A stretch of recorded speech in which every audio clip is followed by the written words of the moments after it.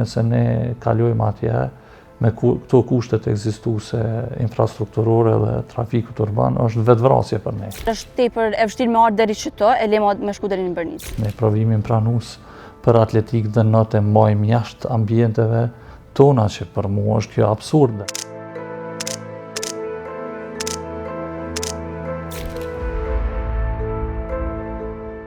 Kushtet në të cilat studiojnë studentët e Fakultetit të Edukimit Fizik dhe Sportit po u shkaktojnë të lashe.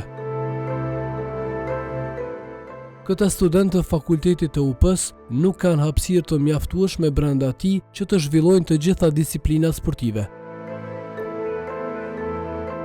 Ky fakultet nuk ka piste atletikës, pishinë dhe për shkak të kësaj detyrohet të gjejë diku tjetër hapësira për t'i mbajtur orët e mësimit. Objekti i ri i Fakultetit të Edukimit Fizik dhe Sportit të Universitetit të Prishtinës pretendohet se do të ndërtohet në Bërnicë të Prishtinës. Florian Miftari, dekani i fakultetit, thotë se janë njësia akademike e fundit në të cilën prej shumë vitesh nuk është bërë asnjë investim. Objektit i mungon një sallë multidimensionale e re, e cila do t'i plotësonte edhe më mirë kushtet se që i plotëson kjo. I mungon një sallë e gjimnastikës më e madhe, e cila është shumë e vogël. I mungon zemra e organeve e fakultetit, do me thonë që është instituti. Gjithashtu nuk kemi një pishinë olimpike, ju e dini që noti është lëndë obligative tek ne. Pastaj nuk e kemi trakën e atletikës, ne provimin pranues për atletik dhe natë mbajmë jashtë ambienteve tona, që për mua është kjo absurde. Ku e mbani? Njërën e mbajmë në Zenit dhe në pishinën e Gërmis, kurse tjetërën e mbajmë në Tokbashe dhe të Fakultetit Teknik nga njëherë. Se unë kam bisedu në një ditë këtu me kryetarin Rama dhe më ka thënë që fakulteti juaj do të zhvendoset në Bërnicë atje, ku do t'jetë edhe fshati olimpik, siç e quajnë këta, është shumë ndërtesa tjera sportive që do të ndërtohen atje. Mirë po, për momentin, nëse ne kalojmë atje me këto kushtet ekzistuese infrastrukturore dhe trafikut urban, është vetvrasje për ne. Të marrë parasysh asnjë student nuk do të vijë atje edhe në bazë matjeve dhe këto anketave që kemi bëna në mënyra personale me student, është e pamundur pothuajse të vinë atje duke marrë parasysh aspektin socioekonomik të tyre. Këshilli drejtues i UP-s kishte marrë vendim me 15 qershor 2023 që të lejohet fillimi i procedurave për ndërtimin e objektit të ri të fakultetit, e pas një viti ka dhënë pëlqim për dhënien në shfrytëzim të objektit të Departamentit të Kimisë të Fakultetit të Shkencave Matematike Natyrore për nevojat e Fakultetit të Edukimit Fizik dhe të Sportit. Kemi dhënë vitin 2023 një pëlqim sepse përsëritse njësia akademike që ka nevojë në japin pëlqim, me kush që ajo njësia akademike në instancat e caktuara të paraqes situacionin ku do ndërtohet objekti, një leje që ta ketë dhe parametra tjerë të nevojshëm. Dhe ne nuk jemi me pengu, jemi për një hapësirë kësaj. Po në ndërkohë 2024 dhe duke pa se fakulteti FSHM-s është në përfundim e sipër dhe ato hapësira lirohen, kemi dhënë një vendim, nëse më kujtohet, të majmë me mirë, që do të thotë jepet për shfrytëzim, pasi që Fakulteti i Kimisë ose i Departamenti i Kimisë do të lëvizë në Fakultetin e FSHM-s.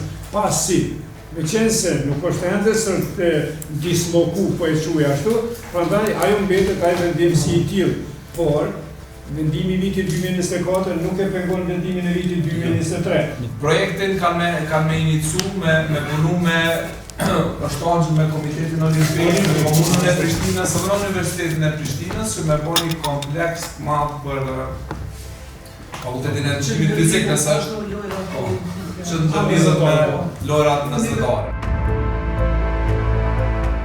Dekani Miftari thotë se paguajnë 2 euro për një student në pishinë private ku zhvilloi notin, e cila nuk ndodhet në qendër të kryeqytetit, kurse studentët paguajnë transportin deri te pishina private. Normal ka pas vështirësi për shkak se koha ka qenë në pyetje, ka njëherë na vonu për shkak transportit, nuk ka ardhur autobusi, ose kur jemi kthy na është dashur sa më shpejt me u kthy shkaku që kemi pas lëndë tjera, u dashmi zonë dhe ligjërata tjera. Po flitet për mu ndërtu objekti i ri i fakultetit në Bërnicë. me një fshat, Brnisa, fshati i Prishtinës, a ta merr mendja që ju si studenta keni kushte me shku deri atje nëse ndërtohet objekti i ri? Jo, domethënë është e logjikshme që është kogja larg edhe nga njëherë neve, për shembull, personat që nuk jetojnë në konvikte ose nuk kanë mundësi për me kanë një banesë, atëherë është tepër e vështirë me ardhur deri çto, e lemo me shku deri në Brnicë. Normal që është një sfidë në vetë, masanaj, nëse veç se bëhet. Ilir Glareva, profesor i notit në Fakultetin e Edukimit Fizik dhe të Sportit, thotë se Kosova qalon shumë në mësimin e notit në komunitet, kurse pishina gjysmë olimpike do të ishte mundësi e mirë për studentët. Pishinën nuk e kemi noti fatbarësisht, sidomos për grup moshat e rritura, nuk është që i duhen shumë pajisje, po për pajisjet të domosdoshme, çfarë janë dyshek ploskus, janë pajisjet e cilat i sigurojmë si fakultet, kurse pjesa tjetër, syze, kapel, janë pjesë personale që edhe me i pas, do të me i pas e cili për vetë. Po një pishinë gjysmë olimpike është e domosdoshme, është e nevojshme edhe për Universitetin e Prishtinës, edhe për studentët, po në fundit kish me qenë një mundësi që kish me ofru komunitetit komoditetin që me ardhë me mësu notin në pishinë publike edhe kostoj aty në kish me qenë shumë e vogël.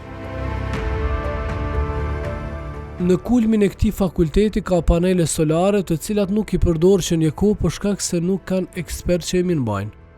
Problemi kryesor ka qenë që shtypja nuk ka qenë e duhur, e ujit, dhe normalisht që solarët nuk e kanë përballuar një gjak tillë dhe ka qenë një rrezik. Gjithashtu ne kemi pas me ngrohjen e bojlerëve me solare, po në momentin që janë ngrohur shumë atëherë është dashur mos zbraz uji, kur s'kanë qenë studentë është dashur në shku uji këtë dhe e kemi ndërprej për momentin derisa të kemi dikon që për kujdeset. Për shkak të hapësirës dhe kushteve në këtë fakultet nuk ka studime të doktoratës. Kallzo.com e ka pyetur kryetarin Përparim Rama dhe UP-n për ndërtimin e objektit të ri të Fakultetit të Edukimit Fizik dhe Sportit, por nuk ka marrë përgjigje deri në publikimin e storjes. UP nuk është përgjigjur as për mos përdorimin e paneleve solare.